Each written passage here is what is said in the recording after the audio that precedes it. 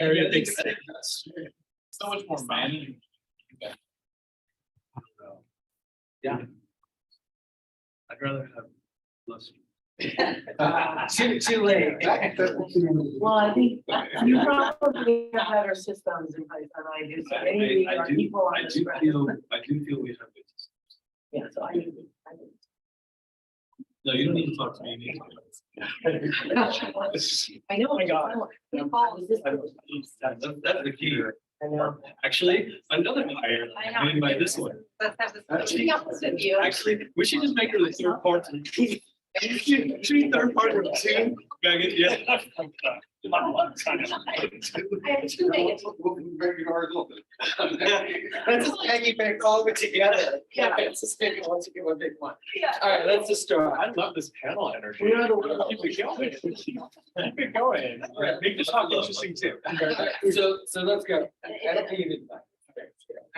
So let's talk about like, how did you thought about starting a team and wanting to be a team? All right, you can start. Starting a team and wanting a team? Yeah. Okay. Why did you make this decision? Why? I don't know. I just think big. I mean, I was in Ignite. I was like, I'm gonna have a big business. You know, I'm sorry, I'm affiliated with Television, but you don't know Ignite. And from the beginning, I was like, I just don't know. Already at the time, I was like, $40, $50 million team, no problem. That, and then there was no ceiling to that thought process. Obviously, didn't know what that meant, but I just know. In terms of starting a team, you know, we were just talking about it at lunch. I remember I was an individual agent. It was about a year and a half. You know, did like a capped 20-something, 30, 25 transactions. And I went to our operating principal. I was like, well, when do I know to make a hire? And her response was, and I still remember it, was when you feel like you can't do it. When you reach that pain point. Okay, so I already knew I was doing 20 transactions. I was like, well, I'm just going to hire in advance of feeling that pain. And I went to Shelby at the time and I was like, okay, I think I need to hire someone. And so went through the whole career vision process, hired someone. And that was my first hire.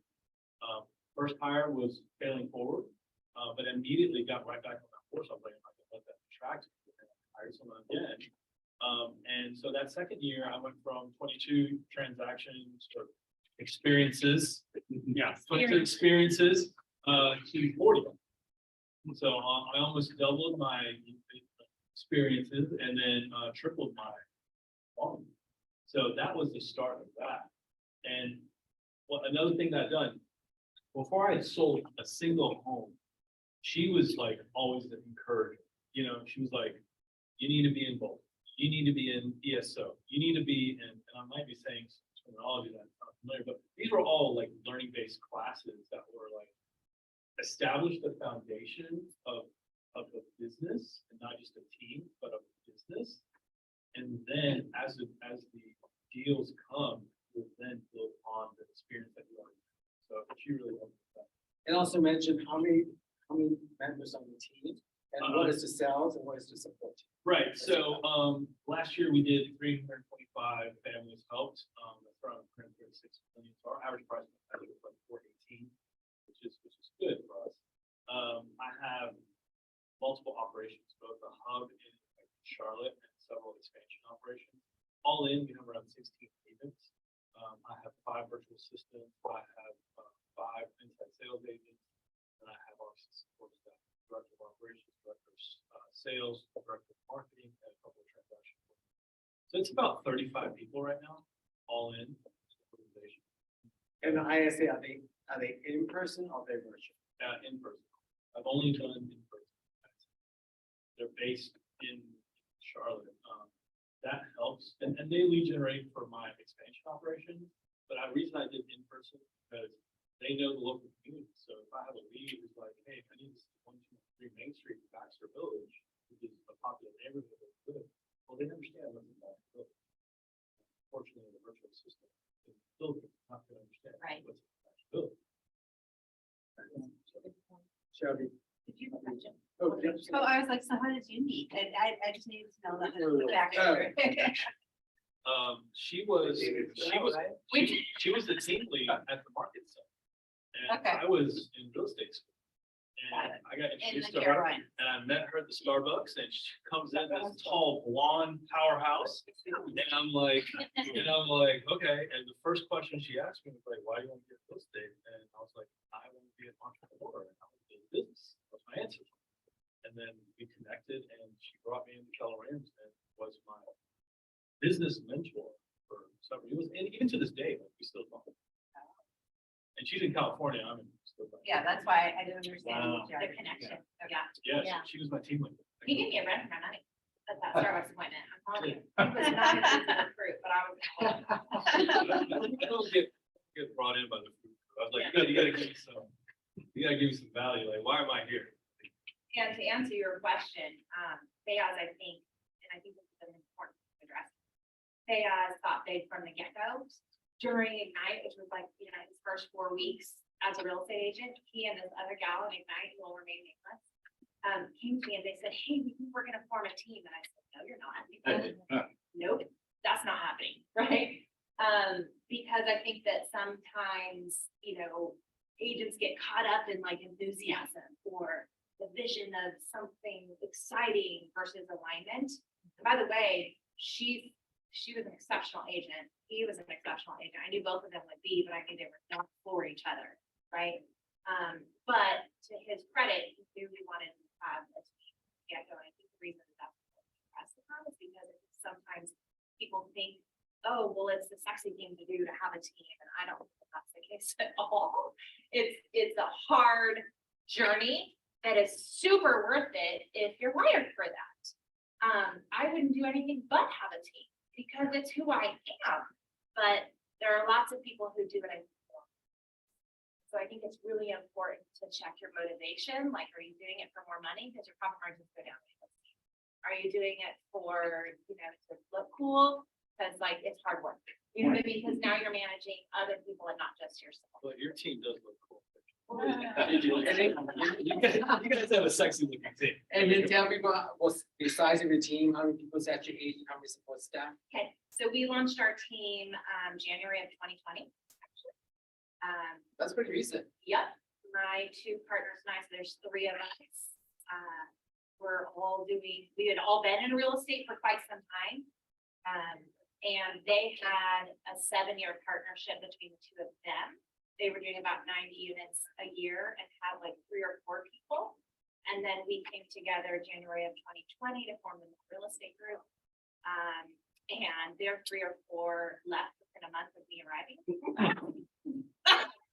That was fun. You were too intimidating for them. Apparently, I don't know. And so we got to build from scratch. That was actually a lot of fun because then we got to select who was in alignment with us. You'll probably hear that word from me a lot. And we had exceptional retention like they do. We just pour into our people and select right from the start. Not that we always get that correct, right? But I think that part is important. So we have a team of 21 people, 1 VA, and the rest are all in-house. We operate pretty lean on the operation side. We probably shouldn't. Probably spend more money on the inside. And the rest of them are all agents. We do about 200 units a year. And how about you? So I didn't have necessarily the vision that you started, but I did know from day one that regardless if I actually had people or not, I was doing it, right? Because that's just the image I wanted to project to people. I wanted to see, especially in New York, if any of us, when you're trying to stand out, especially in the beginning of your career, when you're in career change, everything became, all the language, all the stuff was all us, we, things like that. And it may very well have been just that I had, Perception. yeah. And if somebody really pushes back, said I had multiple personalities. Which might be true. Right. Catch me over It's gonna here. happen. But from that early time, I did start thinking that way, and then it just developed over time.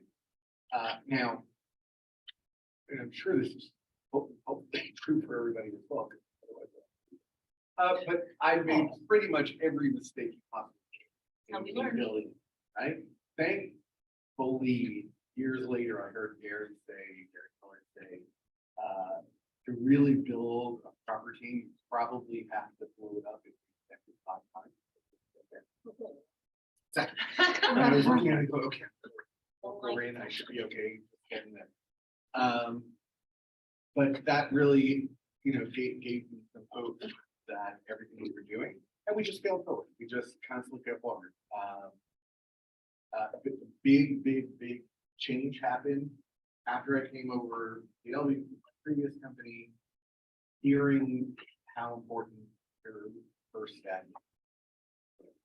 I had actually a couple of admins, but they were like evolving. And hearing somebody say, if you want to be a top 1% team, you're going to need a top 1% admin. And that might mean you have to interview and talk to 99 other people before you find that person. That was just like, and went back out, restarted the entire process, ended up paying the person who I brought on 25% more than I had initially planned for a budget.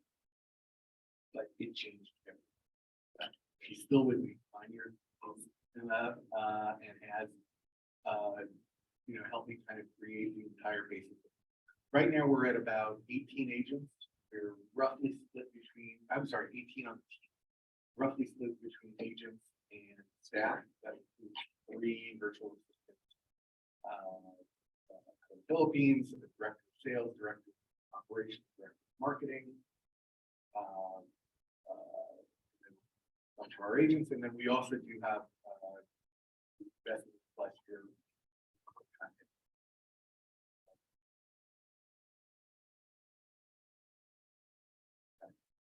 Yes, she did. Yes, Eva. You're a So- powerful, mighty team. Yeah, so I wasn't quite the visionary of that, Faiyaz was, unfortunately, I actually was thinking pretty small in the beginning. My first 4 to 5 years in real estate, I was part-time, working another career. And then, finally, circumstances in life made it so that I really needed to kick in my real estate business. So I left my, previous career and put my head down and started to work.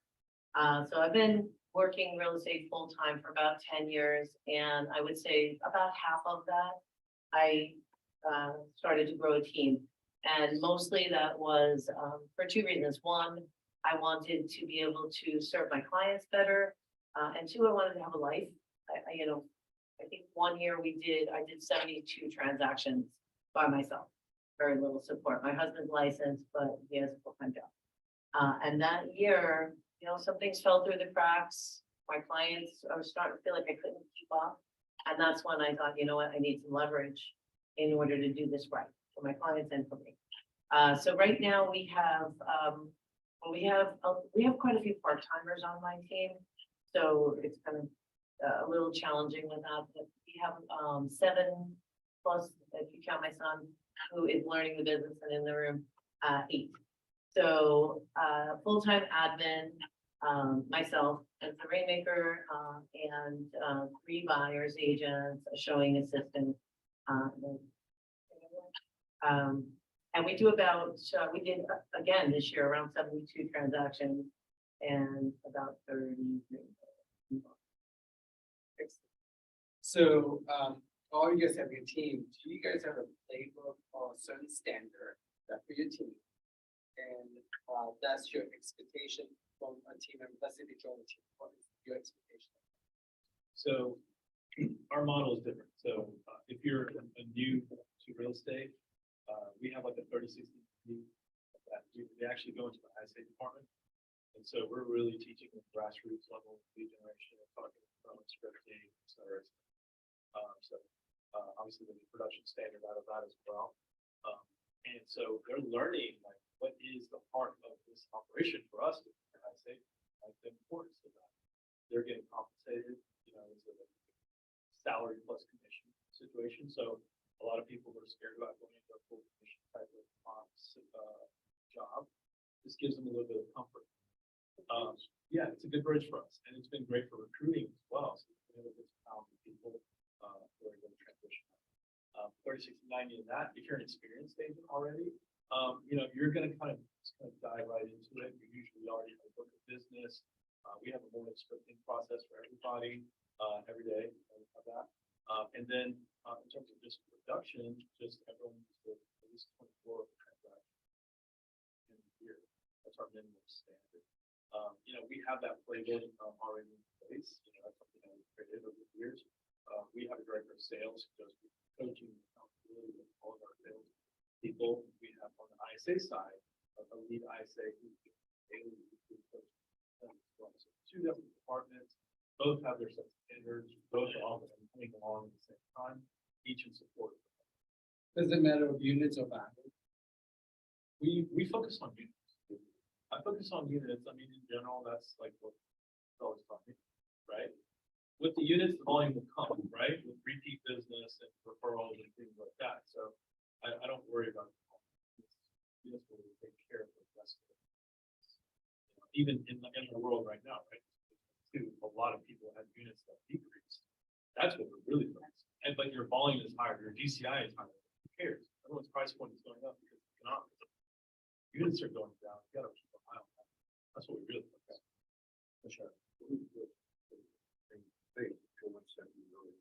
me, the biggest metric that I look at.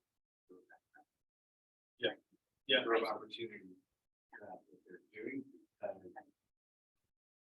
Stuff happens, right? And it doesn't always turn into that thing. Right, 5% off the- your claim. that- Look at your DocuSign. That's an agent that is given it their all. Just real quick, I mean, I want to piggyback. I mean, he said literally probably the most important thing that you should take out of this panel, which is your admin is the most important. Again, you know, Shelby was really important. I mean, Mike and I were not together as partners. She found Jen and knew a personality connection with her, even though Jen was, I mean, Jen's our director of operations. And Jen came to apply for another agency. She was the team lead. She said, no, you're not the right fit for that person. You're the right fit. Literally on the spot. She was like, you're the right fit for Mike. 7 years later, Jen's still with Mike and is, in my opinion, one of the best VOOs in our industry. Period. That talent was found by Shelby. Mike would fire me first before he ever lets Jen go. I promise you that. And everybody not only in our company, but in our market center, in the region knows how good she is. And we boost her up that, to be honest, we're the owners of the company, but she is the company. So like the admin is not like a DOO is not just a paper pusher. These are the people that are part of your company. Without them, you do not get to do what you do. Coming from somebody who doesn't have that right now, I couldn't agree more. It's, yeah, that's the missing link. It's go to the next level. Right. for me. So yes, we are big on standards. I agree. Always have been Yes. since my wiring. I was corporately trained and I think that was a benefit to me versus just coming into real estate without that experience because I was taught how to run a company. And so that's how we run our team. And as I indicated with Brian and Ricky and I together, we lost everybody because I was like, what are the standards here? And they were like, what's the word standard? What does that mean? Oh my gosh, right? So we raised the bar and they all left and that was okay. At the same time, in case you didn't hear me in the other room, I'm also a deep impact. So I love on them, but I expect a lot that is for them. Does that make sense? It's not for me, it is for them.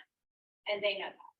So for us, you go through onboarding for 30, 60, 90. And you have to have certain, achievements or results in order to, and most make it. Again, because I think that we don't talk enough about selecting the right people. That is part of retention is recruit. So, and then beyond that, we are an in-person team. Even during COVID, we are an in-person team. I think we were out of the office for maybe 4 weeks, and that was it. Yeah. So we break California regulations. Nope, our market center let us in, and I think, to be honest with you, like everybody in our market center really suffered to stay in the business. And I'm going, well, but when I walked in the office, like our team was the only one there, so I don't know how to help you if you don't know how to show up, right? So we're an in-person team because that's the culture that we've created. So our expectation is that you're in the office Monday, Tuesday, Thursday, Friday. We give Wednesdays off to everybody when they were out last year, when they were writing offers like crazy. Some of their mental health suffering. So we don't expect any of our agents to be in the office on Wednesdays, but other than that, we expect them to be in the office Monday, Tuesday, Thursday, Friday. We huddle every morning at 9. There are team meetings on Mondays. They're expected to be there. They're expected to be just 12. And we create a formula for them to see. So if I give an example, when Katie was recruited to our team, she had sold real estate for a year at another company and sold 5 homes. And she came to us and she said, I want to sell 25 homes, and our standard that they ask is 25. And by the way, the reason for our standard is because if you're closing something every couple weeks, then I don't have to have therapy sessions. Right? If you don't close something for 6 or 7 weeks, then your head is in the toilet, right? And now we have to talk about all the emotions around the activity versus just going from one win to the next. Right. I think that is critical. So that's why our standard is 24. She wanted to do 25 because she wasn't proven. We didn't know what the numbers were. So we just took the millionaire real estate agent formula and said, here's what you have to do in order to win.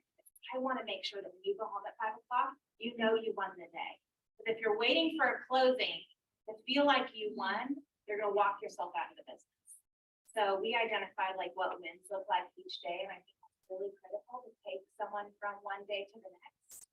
And so for her, it was she needed to make 45 dials. And the only reason that identifying that number is important is just so that she carves out enough time to be able to do the work, right?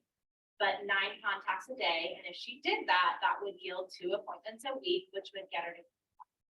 So that's what we focused on. So you could see her in a grocery store and say, Katie, how do you win? And she would say 45.92, 45.92. Like, you don't need to worry about it, right? You don't need to worry about the 25 units. So she did that. That's what we focused on. And she put 36 units. So that's our model. I'm big on standards. I think that example was important because standards keep you and standards keep. One of the things that I love about being especially is that you can very quickly see we all start at the same place. Our goals are the same at the end of the day, right? But how we get there is often very, very different. And that's absolutely wrong. Each of us, I think, started by learning the fundamentals, right? Okay. I always tell this to my agents. Picasso became Picasso because he was actually an amazing figurative artist before that. He first learned all the fundamentals, then he could break the rules, and then he can start doing it. And that's, I think, how we each got to where we are. I'm nowhere near, I wish I was, probably my team wish I was, as standard sellers. We're actually in the moment right now where we're redoing a lot of our things. It became important growth. But for example, we don't bring anyone on the team the day that they show up. We have what we call a 3-month dating period. And during that dating period, we want them to get to know us, we want to get to know them. We actually suggest that they also date other teams during that same period. So they get a feel and really get a sense of, is this going to be the right place, right? With that, at the same time, the first conversation that I have with them usually is a conversation about their career trajectory. Okay? Where do they want to be? Where do they see themselves being? You know, in all areas, not just the financial always is the starting point, but then everything else around it. I want to understand what they want out of their lives. And I tell them at that first thing, we're going to have the same conversation at least once a year, if not more than that, because things change over time. And your career trajectory might change, and what you thought you wanted isn't necessarily what you want. And I want to make sure I understand that so that I can support you and create an environment for you to achieve all the goals that you have, right? So those, to me, are the two kind of foundational aspects of anybody who joins our team. From there, yeah, we have a 3690, we have certain expectations for two. Definitely different because, like, if I try to tell my agent they have 24 deals a year, it's possible. In New York, yeah, it's a completely different market. So, you know, you adjust to those environments. But at the same time, yeah, then at that point, we make sure we have the same sort of, I have a director of sales, who does morning huddles with them. We have our weekly meetings, we have a variety of different things to make sure that they are staying on, yeah, that they have the accountability. Eva, yeah, sure. Huddles. We started the huddle thing. That was just to make sure that we were together with the lead generation versus people disappearing, right? Brian and Ricky and I did them for about a month and they were terrible. Like, they were so bad. Right? Especially Brian, For sure. for sure. When we gave that over to our agents, like, he does Monday, he does Tuesday, maybe. Right, and it really helped them become leaders in our organization. Yeah. Because they were responsible to deliver something that would excite people to do the work. And it was a really cool shift. So make sure that you know that you don't have to be. That's a great idea. That's a good Yeah. idea. So I'm sitting here listening and I'm thinking, there's different types of businesses, right? And I feel like mine is a family business and yours is the corporate business. And that's probably the leap or the transition that I'm looking to make. So I say that because I mentioned earlier, several of my buyer's agents are part-time. And we do that because they have other, other obligations. But so one of the standards in my team is that everybody is always willing to jump in for somebody else and not expect anything for it other than, reciprocation at another time. And that works. That's probably the only thing that makes it work for the team because of the restrictions on hours and things like that. So that is definitely a plus. And now, going forward, of course, I'm looking to build full-time people that are fully dedicated. That said, we do a 30-60-90 and we have team meetings once a week. We have one-on-ones once a week. So we have some structure, just not the level that you do. I've never put a minimum amount of transactions, but we do in the beginning of the year talk about what their goals are, and then we do, the red book paperwork and say, okay, well, if you really want to make 24 transactions, that means you're gonna have to put 95 hours, and you're not doing that, and you can't do that. So let's get real, because I do agree that if you don't set an expectation for yourself, if you're not able to count the wins, no matter what size your team is, people get discouraged. They're just working, and they're not seeing that much. So that's something that we pay special attention to before the year begins. What does your 24 deal really look like? And then typically we'll say, okay, so let's make it 12, right? Because 12 makes more sense for the amount of time that you're able to. When we do the 12-week year, that's very really get you to dial down and be focused. And not everybody's going to have the best 12-week year, but then you get to reset rather than looking at it so long, like you said. Once they go down the rabbit hole, it's hard to get the energy back up. Yeah. I think you're bringing up something really important because we can talk about standards from a production standpoint, but our team is also standards from a culture standpoint. And so, and you obviously know our team quite well. Some of it came about very quickly, but we talk about one of your standards or one cultural standpoint that create a good team is we help each other. It's not a pay to play type of environment within the team. And we were very careful with that within our team. Like, for example, if I have an agent who just can't show, and there was another team in the market center that did do this, where agents would pay each other to help show. And Mike and I immediately were like, we're not going to do that. And what it created was this, within them, it was a culture of, well, I have to be compensated for my time instead of, I need to be, I just want to be helping out my team. Right? And so all of a sudden, it created this natural organic culture of, we're in this together as a team instead of this is a transactional relationship with someone on the team. And as a result, they celebrate each other's. Yes. Like right now, we have Right. one of our buyer's agents is really hurting. And the other one's kind of on the roll.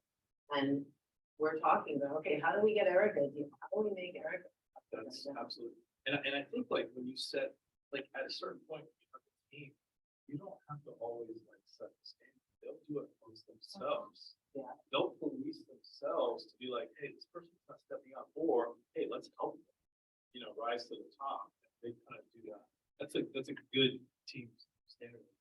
I had noticed it was one very good thing that all four of us said, because you make such a good point, like we all run a business with lots of people and have desired outcomes, but we might do it differently. And by the way, he and I are both in a lower price point than both of them are, so that's also why we're a unit-based team, right? It costs a lot of money to live in. So, South Carolina's cheap going. yeah. It's not that cheap anymore. Yeah. By the People way. still relocating. Yeah. Lots of people relocating. We just started building homes with like bricks and stuff. We were using mud up until. In case you were, what I'm about to refer to is the speaker that we heard from. And so what all four of us said is that everybody who comes on in the team goes through training. Yeah. And I don't remember where I was in the last month and a half since you were there with me, tell me where it was. But there was a speaker that I heard from a family reunion, I don't remember, who his topic was not people development. I don't even remember what the topic was. But fluidly in his like 45-minute talk, he talked about the importance of onboarding. Like if you don't have a good onboarding system, like you might as well not have a team. If you don't have good onboarding, you might as well not have a team. Like, I am telling you, he talked about it at nauseam. And I thought to myself, well, okay, I get it, but like, he's kind of right. Like if you don't, Yeah. if that part's not solid, what does the future look like? I don't know about you guys, but we're continuing to go, like, do we need to do anything different? Like, is it helpful enough? Like, are we doing our part? Like, I think it's really important. That was our biggest failure the first year. I'd say the onboarding process. Let's talk about that. You mentioned failure. So what is your biggest failure? How you correct it? Well, you started. Yeah. I know it go, really go, well. yeah. I know that hiring out of pain is the absolute worst thing I've done, and I've done it over and over and over again.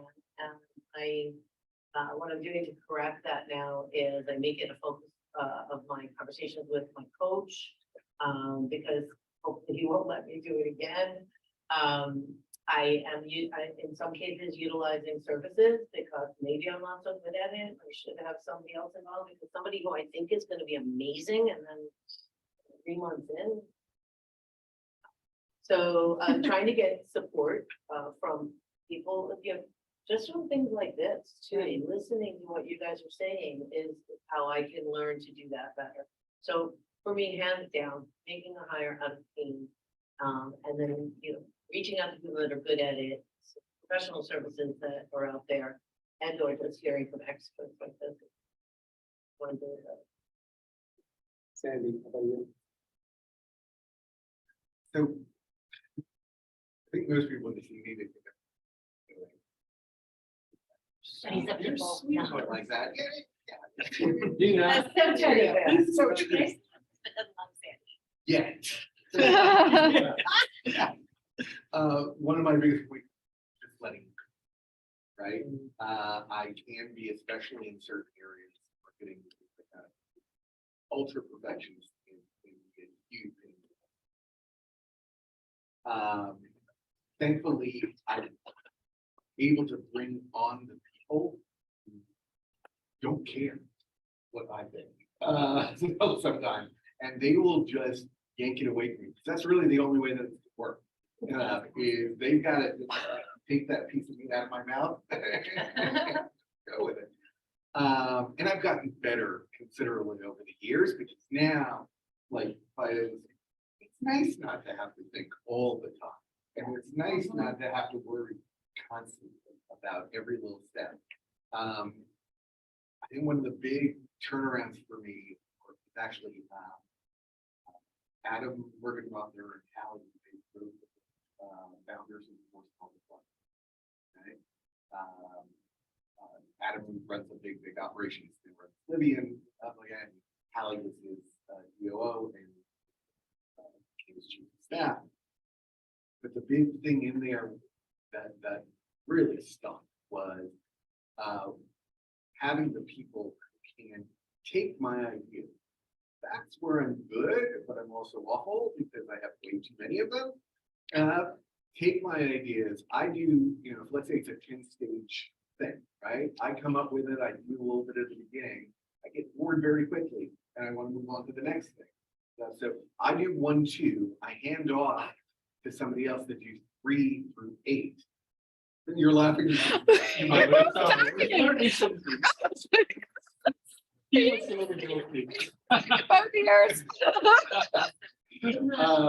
So yeah, I leave it to them now to do 3 through 8.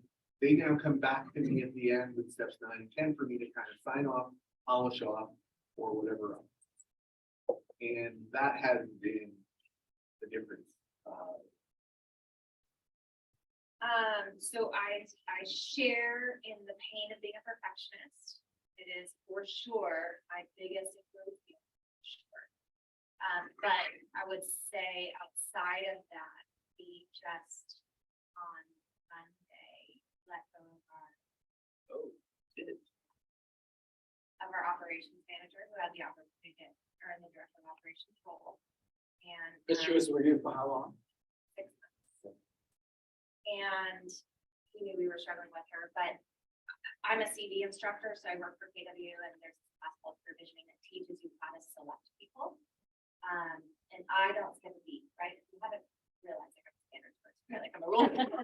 So it's a multi-step process. People typically go through about 7 interviews with us before they join us, agents.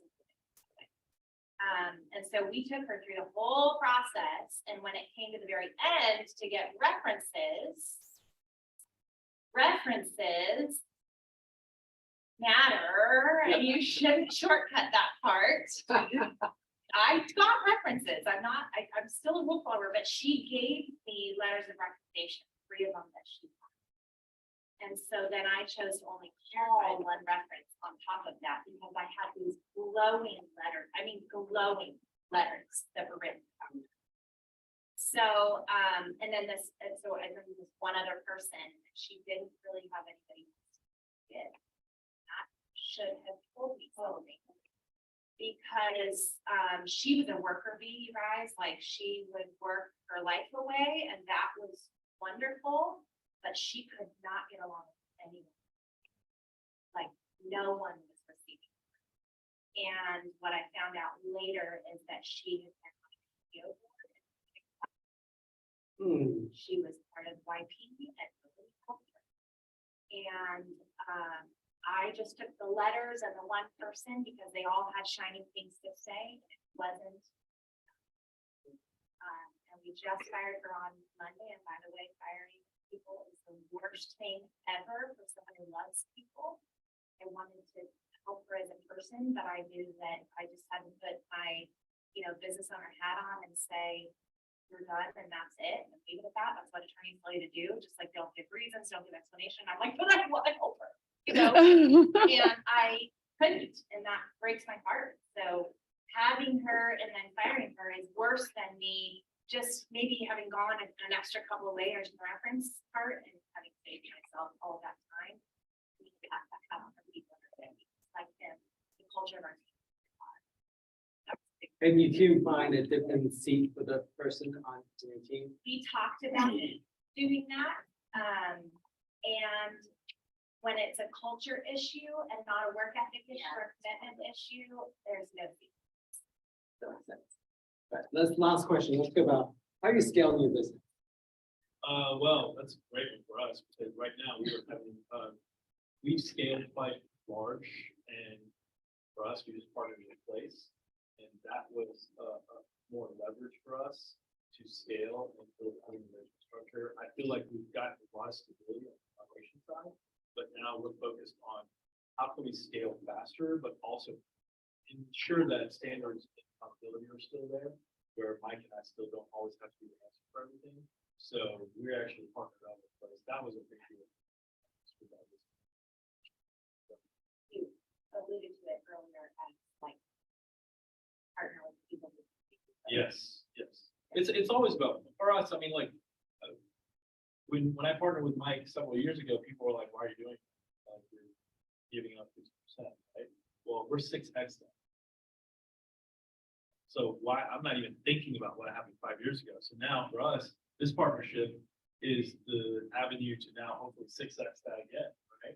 So now there's a new vision on board for our people. There's new organizational structure, there's new standards, new all of this that is already in place that will allow me to go bigger, faster. If that's what I want to do. That's not what's going to be everyone else's goal necessarily. But we felt that was a great. It was plug and play. So my answer is going to be fairly similar. We sell bachelor this year. And there's actually only like 2 teams in the whole state of California. And our market is a little bit more limited. We were comparing notes on like how many units are available in Charlotte. Less than a third, if not less, than what is available there. And so units are just harder where we are. But I don't want that to be a limitation for us. Scaling to me is important. I like to win. Like I like to grow things. I know who I am. I like to grow things. And so, you know, we haven't partnered with place, but to be honest with you, like I'm here today to share some stuff, but I also knew that I was here to learn from people around me. And he said something in the last session tonight. He doesn't know this yet, but we're gonna be on a call later. And he's gonna tell me all about how he did that.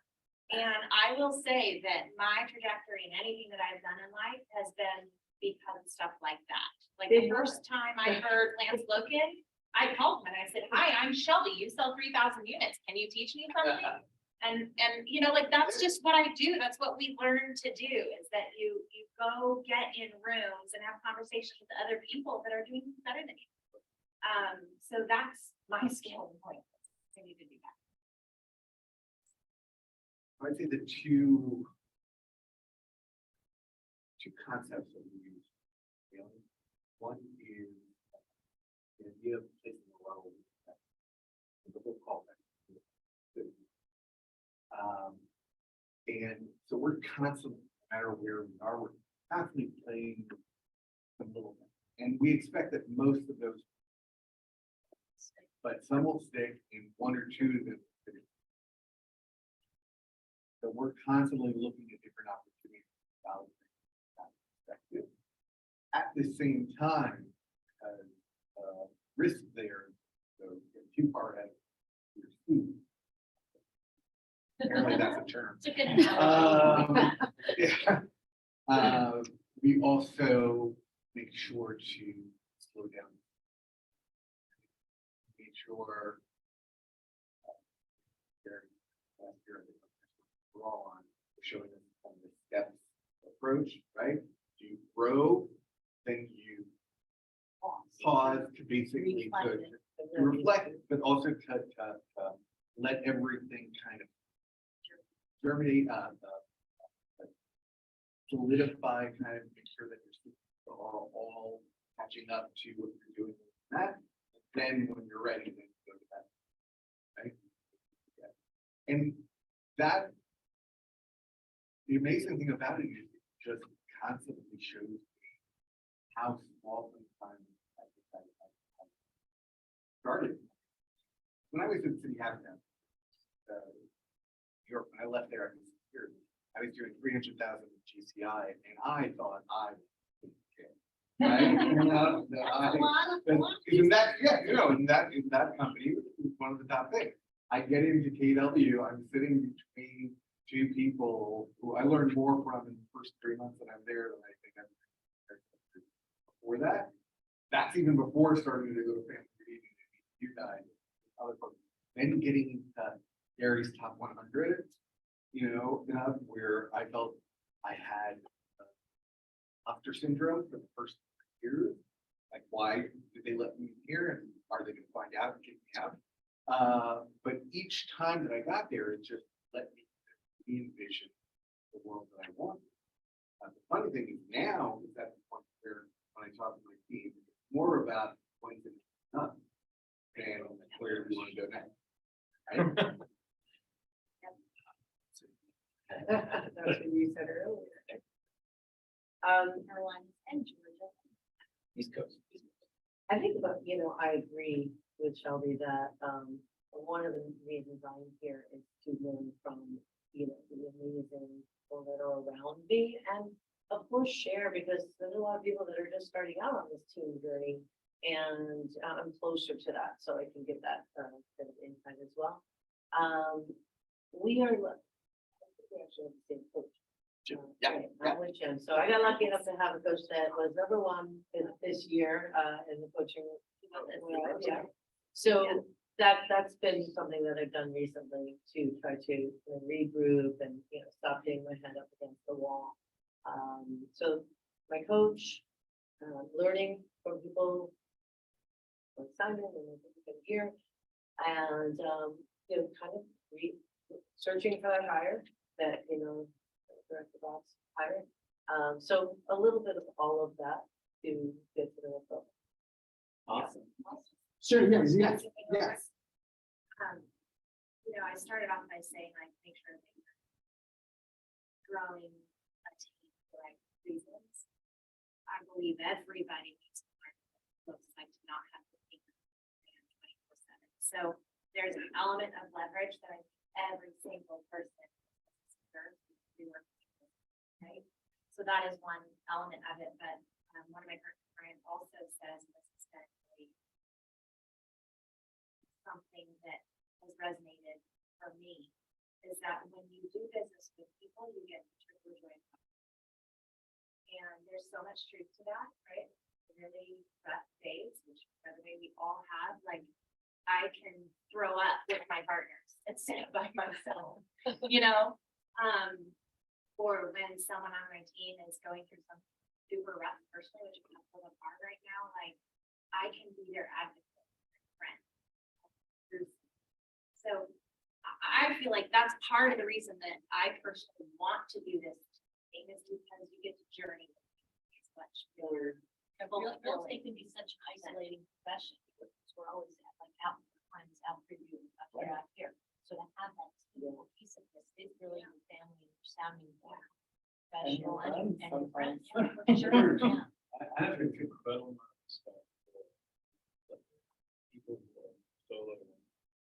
And I just feel like there's so much pressure, from the people that you're to be always on and be successful. I'm able to do what I'm able to do because some of that pressure is dissipated with the business partner who's exceptional, the director of operations who's exceptional, and other people.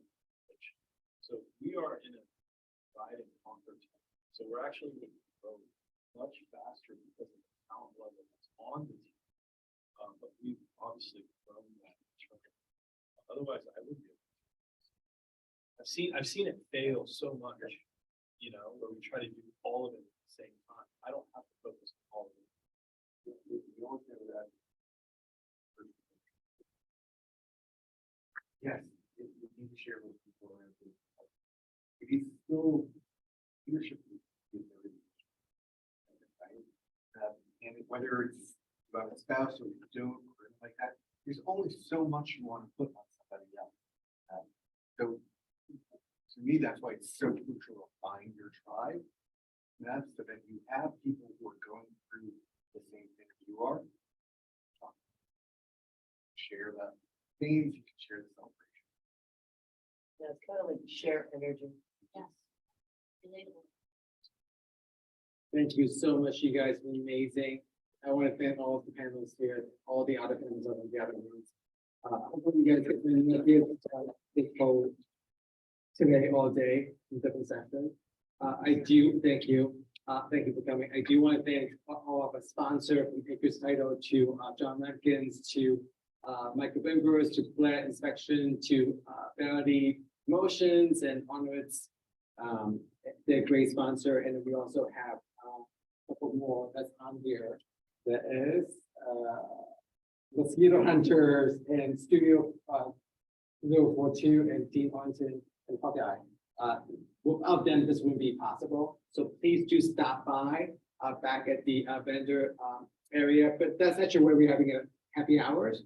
So definitely talk to them and get the business started. But again, thank you so much. You guys have been amazing. I love you guys. Thank you.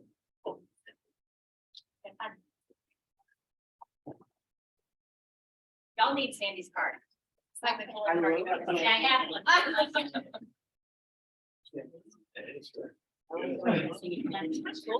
So. Yeah. Can I see it? Well, do you know professionally done or was it just digital? Just sketch? Regular photo. Yeah, like the 20-year-old photo. You guys, can I ask you about? Yeah. Can I ask you about, I just, so I've only been doing this for like 2 years.